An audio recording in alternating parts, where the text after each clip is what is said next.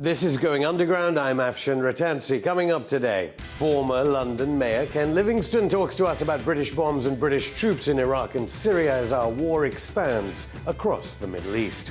And will the millions of pounds in bombs being dropped on Iraq mean we face a greater threat of terrorist attack?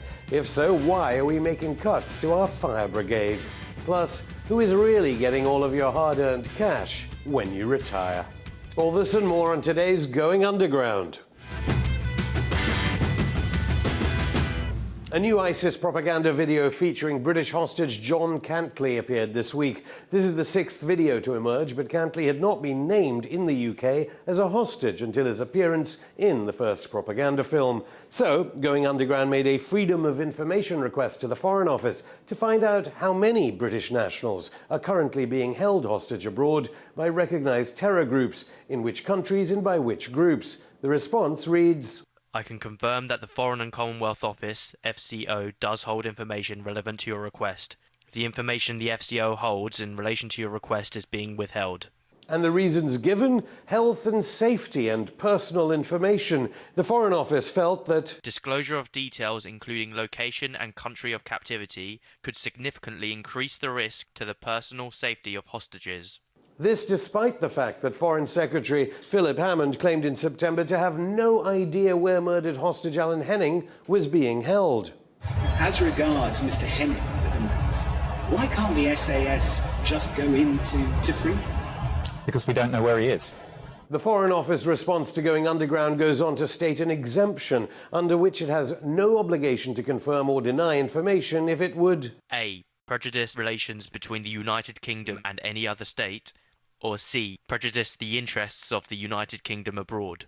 Going Underground can only hope that the application of this exemption is not because the UK is more concerned with maintaining good relations with energy-rich, terrorist-enabling nations than the safe rescue of its own citizens. Britain is already deploying armed drones over Syria, supposedly for surveillance, joining the ones already operating in Iraq. And this despite our government promising there would be no UK involvement in Syria without a parliamentary vote. British troops have also now been freed up for any possible ground campaigns following their departure from Helmand in Afghanistan. So how long before we see a full-on campaign in Iraq and possibly Syria as well? Joining me is former London Mayor Ken Livingstone, a prominent opponent of the 2003 Iraq invasion. Welcome, Ken, to Going Underground. You oppose that invasion. Is this a continuation of the 2003 invasion? If you go back and read what's now been published from people's diaries and official documents, immediately after 9/11, when Tony Blair arrived at the White House, he was shocked because everyone around George Bush was not talking about Afghanistan and Al-Qaeda, they're talking about Iraq and Saddam Hussein. So it was always a cover. And this current war? It's still, ever since basically the end of the First World War, Britain and America have intervened all over the Middle East to control the flow of oil. It's been central to their economy. They put up regimes that were completely corrupt. They overthrew democratically elected ones like in Iran in 1953. We've just had 100 years of Western intervention, and the tragedy is, when you look at the loss of life and what it's cost us, we would have been better off just paying an honest price for the oil and letting the Arab countries actually, sell it themselves. Not sure what our military contractors would say that about, or their accountants. So, the Labour Party did support this war. You must have been proud of what happened about the Syria vote when the Parliament voted against it. Why then don't your colleagues, former colleagues, understand that? Well, no. One of the reasons I supported Ed Miliband for Labour leader was because he was coming out quite clearly and saying the invasion of Iraq in 2003 had been a mistake, and his brother wasn't prepared to admit that. And by taking the stand against giving Cameron the backing to actually intervene in Syria, I think it made a clear indication that if we get a Labour government, and I think we will, it will take a much more independent line. It's not just going to be Washington's puppet, which tragically most British governments have. Maybe, but faced with these three guys on the opposite sides of the bench, the Foreign Secretary, Defence Secretary, and Cameron, they voted for war in Iraq. When you had the situation of Cameron coming to Parliament saying, I want the backing of Parliament to be prepared prepared to intervene in Syria, to everyone's shock, for the first time in my lifetime, a Labour leader got up and said, we're not giving you a blank cheque to invade. Now, there's massive pressure on Ed Miliband and those around him. American interests are enormous. They know that there'll be hostility if they take an independent line. But I think someone like Ed Miliband, who's actually read a lot about politics, unlike Blair before he became Prime Minister, recognises, you actually look at, say, the record of France under de Gaulle, took a very independent line and actually made him a lot more popular. And I think if you see British Prime Ministers standing up to represent Britain's interests, not just be a cheerleader for the United States, there'll be huge support for that. The public aren't You were alive idiots. under Harold Wilson in Vietnam, though. Well, Britain didn't go into that one. Miliband is going into Iraq again. But see, I mean, as I was demonstrating on the streets, I was just angry. We weren't sending troops to Vietnam to fight with Ho Chi Minh side by side. I mean, it was outrageous. And if you actually look in President Eisenhower's autobiography, he actually writes, when they split up Vietnam into North and South, he writes there, we had no doubt whatsoever if there'd been a free election, Ho Chi Minh would have won 80% of the vote. Cameron is now saying that British troops may have to respond and he may have to tell the House of Commons later. There has been no vote about sending these armed drones into Syrian airspace. Well, this is the reality. Miliband doesn't even question this. Well, no, but this is the reality. I mean, we don't have a written constitution. It's not like America.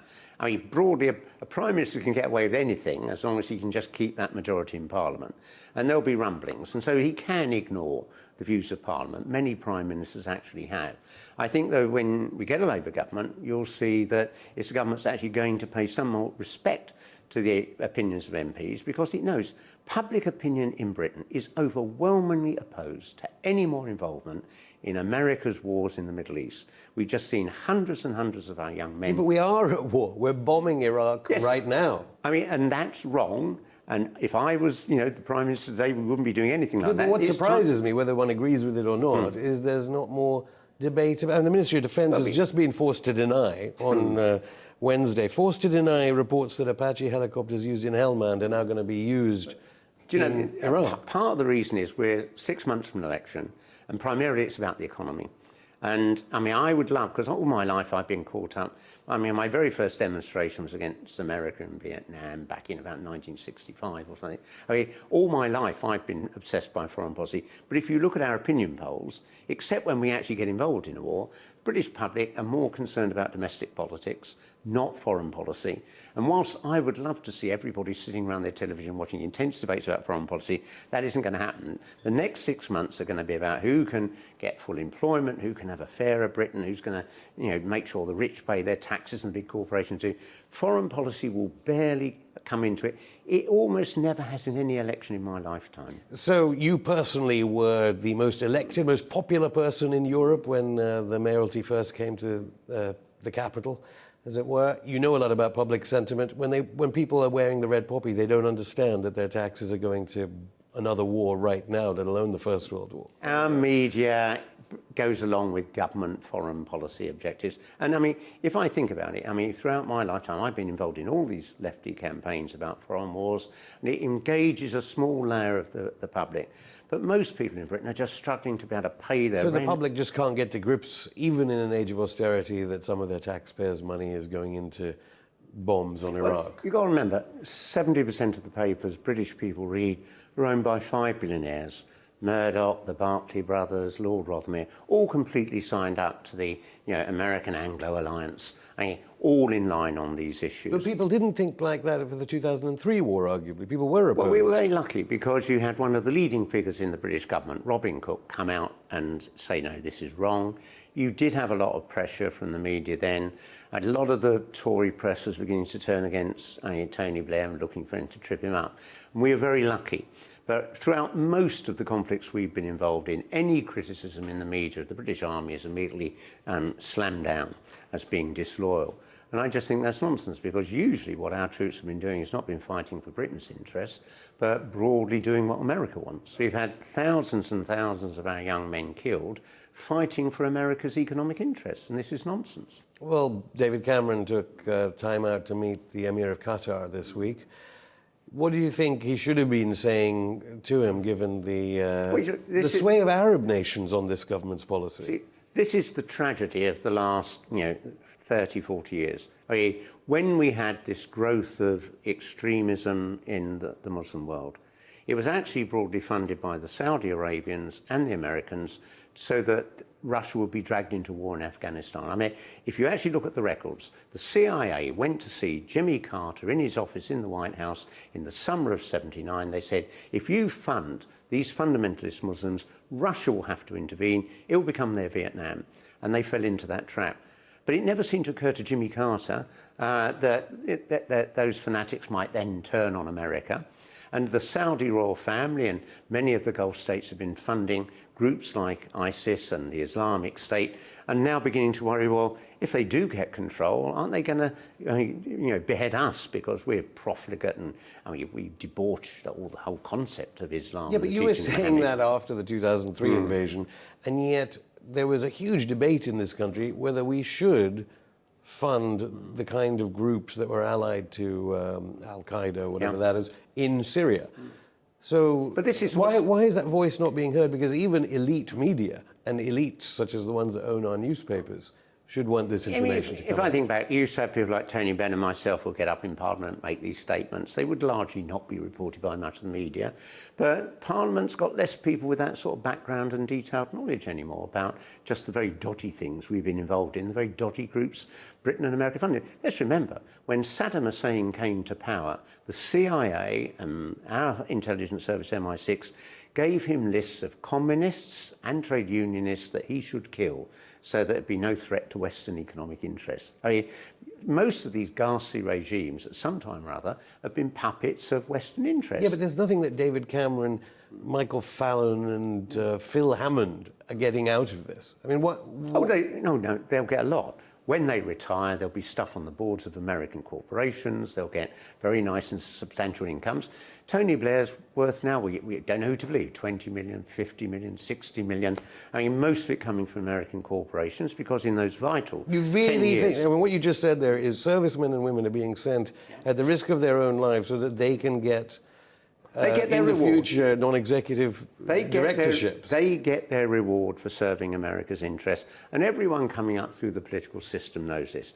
If you pose a threat to America's interests, you might be destabilised, there might be a smear campaign, or you might even have a nasty accident. I mean, an awful lot of people who challenged America's interests seem to die. And why then is the front bench of the Labour Party right now not calling for an international peace conference? You cannot allow this Islamic State to exist and spread. So should we ally with Hezbollah in Iran and Russia? Yeah, you need to have an alliance which is not seen as just another stooge to the West. That means, I mean, Russia must be a key player in it, Iran should be key players in it. And the real problem, of course, for America is that they've been having this virulent campaign about Ukraine and what's been happening in eastern Ukraine. And it's very difficult then to turn around and say to Putin, well, we need your help to deal with a real evil. Something that really is a threat to the world. But if Labour is the next government, as you think it might be, will there be any change then? I mean, for the first time since the death of John Smith over 20 years ago, we got a Labour leader with the competence to say no if he thinks things are genuinely wrong. And that's why he stood up and wouldn't support Cameron having the powers to send or to get involved militarily in Syria. And what we've got to do, people, progressives like myself outside, is make sure there's that support. Come on programmes like this so people can see and know what the truth is, rather than what Murdoch tells them in The Sun. Ken Livingstone, thank you. Thank you. Coming up after the break, find out why the Fire Brigades Union is turning up the heat on the Tories. Plus, let me, through my honourable friend, thank everyone who works at Porton Down for the vital work they do on these sorts of diseases. why is the Prime Minister talking about the UK weapons lab that exposed doubts about chemical attacks in Syria? All this and more in part 2 of Going Underground.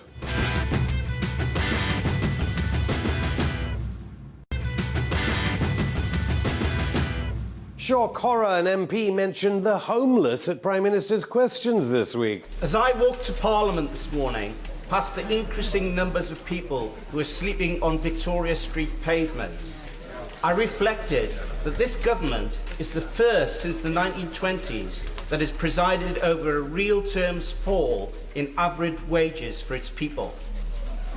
Is this record of failure really the best that this Prime Minister can offer to the United Kingdom? The PM recited the usual series of statistics. So what did Labour's leader have up his sleeve? Immigration, or swamping, as Labour bigwigs call it? He couldn't tell us the figure. He made the promise of tens of thousands, and it is 243,000. Yes, Ed Miliband wants fewer immigrants in Britain. Net migration is down a quarter from its peak under Labour. What a shameful record. Instead of blaming immigrants for swamping us all, what about all the big companies that don't have to pay tax because of useless tax laws? The tax gap has been calculated at a massive £119.3 billion, even a quarter of which would transform public finances. Yet the government has chosen to cut HMRC's staffing by over 11,000 since 2010 and utterly failed to close that tax gap. Instead, the government is squeezing the poor and cutting the real wages of millions of low-paid workers. Is the government simply protecting their fat-cat billionaire pals from paying their taxes? Cutting 11,000 jobs at the revenue, but why? Well, let me tell you what is actually happening, tell him what is actually happening in terms of taxation, is that we've taken 3 million of the lowest paid people out of tax altogether, and the fact that is less work for HMRC is welcome. So we can carry on firing revenue staff, because even though having more would help in the war with big accountancy firms, we need fewer because fewer poor people pay tax. After that twisted logic, the real shock was arguably this. Let me, through my honourable friend, thank everyone who works at Porton Down for the vital work they do on these sorts of diseases. Porton Down in Wiltshire, that's the military lab which Seymour Hersh name-checked when dodgy evidence emerged that President Assad was using chemical weapons against his population. Cy Hersh suggested that Porton Down evidence was critical in persuading the Obama administration not to bomb Damascus, and maybe the UK. The question was actually about Ebola, but it's interesting what's happening now to the brilliant minds at the lab. Public Health England have refused to fully evaluate an option to create a UK Centre for Global Response to Infectious Diseases at Porton, and are instead persisting with their recommendation to move many of these key scientists away elsewhere. So that's the gratitude they get. Aquango is now trying to break up Porton Down. Firefighters all over England are fighting fire with fire in a 4-day-long strike that began on Halloween and ends on Bonfire Night. They're hoping to extinguish government plans to make firefighters work an extra half-decade before they're eligible for retirement. Northern Ireland, Scotland and Wales have all put forward proposals, but despite months of discussion and previous strikes, Westminster still refuses to budge. Paul Embry, firefighter and regional secretary of the Fire Brigades Union in London, is here. Welcome back to Going Underground, Paul. So, it's odd because the terror threat is severe. You'd think firefighters would be needed. Why are you going on strike? Why do you feel you have to go on strike? Well, because the government hasn't seen reason in terms of its proposals, which it seems completely wedded to, which is to force every firefighter to serve on the front line until they're 60 years of age. We've always said that that's dangerous. We think it's unsafe. We think it's unworkable. And in fact, all of the evidence, the medical evidence, supports us on that. Any pension scheme, an occupational pension scheme particularly, has to be built around the demands of the occupation. I think most people understand that firefighting is a strenuous, difficult, physically challenging job. And you cannot have the sort of retirement age which is an arbitrary one. You have to have one which is built around the demands of the job. The government commissioned its own review led by Dr. Anthony Williams, and that review concluded that as firefighters approach 60 years of age, around 2/3 of them would not be able to maintain the fitness standards necessary to do the job. And what that will lead to, and this is our real fear, is that firefighters will simply be sacked en masse, not because they've done anything wrong, but simply as a result of the natural ageing process. They're no longer able to serve on the front line. They will be sacked on the grounds of capability, without a job, without access to a pension. That's something we simply cannot allow to happen. Okay, so the Penny Mordaunt, that's the Fire Minister, do you think she understands what's going on? Because, as I said, with the threat level severe, you'd think that you could almost blackmail the government at this time, because the government would realise that firefighters are one of the emergency services that we will need in the event of a terrorist attack in Britain. Well, it's interesting because in the devolved administrations in Wales, in Northern Ireland and in Scotland, all of those governments have made improved proposals. So it can be done. We've seen it can be done, and that's why firefighters in those areas will not be taking strike action. What Penny Mordaunt appears to have done recently is united the entire fire service against her and the government, because 2 months ago she urged us to call off strike action. She gave every indication that she would be making an improved offer. She told us to get involved in dialogue, that she was doing a lot of work, she was number crunching, and I think the expectation among everybody in the fire service was that there was going to be revised proposals. And she met with us a few days ago and said, actually, the offer is the same as it's always been. So if she's being this tough, it's coming from number 10, and that means maybe there's a policy decision behind it all. Do you think there's some kind of idea of privatisation of the fire services on the agenda? I think it's distinctly possible that somebody within the Treasury has stepped in and said to Penny Mordaunt, you cannot make an improved offer. And consequently, we've got a 4-day strike, which is about to take place. It won't end there, let's be blunt about that.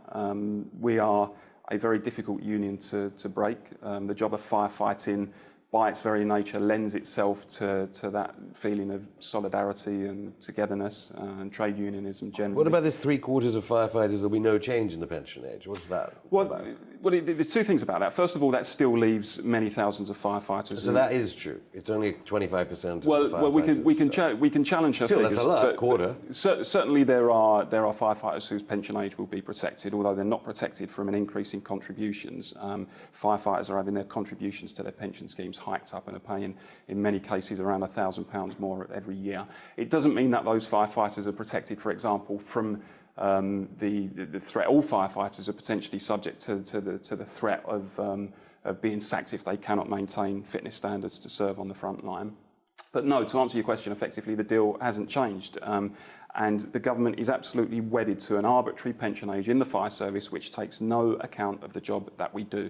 I have to say also, we're not entirely responsible for the timing of this. Penny Mordaunt last week was the one who said after several weeks of negotiations, there's no better deal. It is coincidental.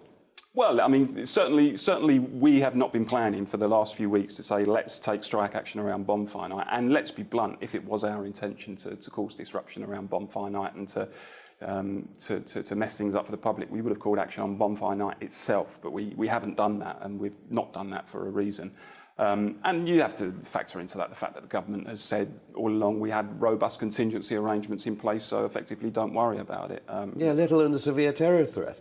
Is there any arbitration going on at all? I mean, I'm trying to visualise how an ACAS tribunal or ACAS negotiation would go, because you'd say, well, if you're 60 years old, you wouldn't be able to pull someone out of a fire in a second-storey house, presumably. I mean, how would a negotiation proceed? So we asked a very simple question, OK, what's going to happen to those people? You have to remember that some of these people will be grandmothers and grandfathers by that time in their lives.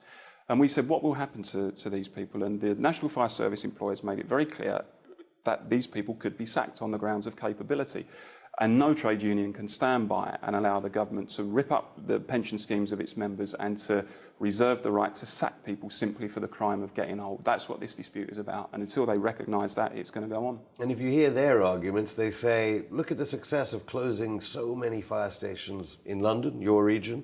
I think the Fire Commissioner, Ron Dobson, saying London is safer than ever. And they're starting to open them. How come the narrative is so different coming from you and coming from the coalition? This Tory-led government has effectively decimated the London Fire Brigade thanks to Boris Johnson, effectively closed 10 fire stations and reduced firefighter numbers by 600.